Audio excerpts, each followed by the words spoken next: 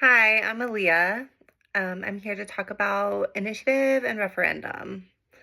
Both of those are part of a direct democracy, so power to the people and having them have a bigger voice, and are entwined in the Constitution of Arizona. In the Constitution of Arizona, an initiative is the ability for the citizens to petition for a change, addition, or removal of a part of the state constitution or the statutes of that region, with no control or input from the legislature. It's all done by the voters. A referendum requires the citizens to vote on a change proposed by the legislature. So that means that any changes made to the Constitution or laws have to be voted in by a majority of the people. There's a process for both of those that's outlined in the Arizona Constitution. So for the initiative, so coming from the people, those changes have to be petitioned with a form from the Secretary of State. So a voter goes and picks up a form, fills out the form with whatever verbiage or changes they want to make. And then they have to get that petition signed by at least 15% of the voters from the previous governor election. So every 4 years, the governor is elected. 15% of those voters have to sign off on the petition, and the signatures have to be verified. There's a maximum of 20 months for the voter to get this petition signed, and then the proposed change then would be put onto the next general election. The change would be considered successful if 50% or more of the voters, a simple majority, were to vote for the change in the election. Referendum is initiated by the legislature most of the time, especially when it's in consideration to the Constitution. To the constitutional changes, the proposed change would be addressed to both the House and the Senate of the state and must be passed in a simple majority. Once that's been passed in a simple majority, it would go to a voter election. And if that was passed again by a simple majority, then the law would continue to be changed or amended in the Constitution. If that's just a normal statute or law of local or state government, that proposed change could just be passed directly to a law by the legislature. There is a power to the people with a popular referendum, which is after the legislature has passed a statutory change, then it is held for 90 days, and the voters have a right to appeal that. So the voters can petition the change and stop it from going forward into law. The petition in this case only has to have 5% of those voters from the previous governor election.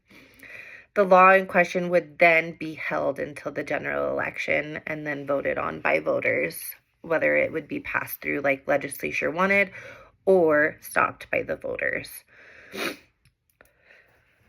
So the initiative and referendum process, or direct democracy, is considered a positive in most people's eyes and then also a negative in some people's. There's a lot of critiques to this. So the positives give the people, or that the people have more power to speak up on their own. It allows the government to take a step back and really focus on what's important to the people and make sure that their needs are met. The processes that have allowed for changes involve term limits, district changes, campaign funding, anything that gives the government a little bit too much power or control over the results of the elections. Direct democracy also prevents wealthy donors from having too much impact on just the government. They still have an influence, but it's mostly on the people now, so they can stop changes from happening, but they can't always push through changes by just donating money or doing certain financial agreements. Um, some focus groups that don't generally have power have a lot more power due to the fact that they can just reach the people. They don't have to reach the government. They don't have to go to the Senate and do all the legwork to get seen by politicians. They can just go straight to the people, um, lobby and campaign that way to get their voices heard. The amount of engagement that voters have when they are part of the lawmaking process is one of the positives in direct democracy. Having the people feel the responsibility to be heard and make their needs voiced and make sure that there's no unfairness or unjust behaviors being happening with the government. They can always kind of be keep a vigil on what the government's doing and what they can do to change it. Some of the negatives that have been said about direct democracy is the lack of knowledge that voters have. They feel that politicians and lawmakers are more aware of laws and how the processes go and the verbiage that needs to be used and the rights of each people and how the Constitution relates to the state constitution and lawmaking. They believe that all of the lawmakers and politicians are the experts in this area. Um, Critiques are that voters do not have the knowledge that they need to be able to make the decisions that they have the ability to make in direct democracy.